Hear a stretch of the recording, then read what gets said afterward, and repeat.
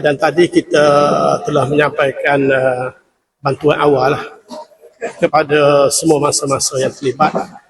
Bantuan daripada Busai Mekah, bantuan daripada SDC, bantuan daripada Persatuan Institusi Wakil Rakyat. Sekarang ini mangsa-mangsa yang terlibat ditempatkan di musola surau. Kebetulan surau tu tak terbakar, masya-Allah.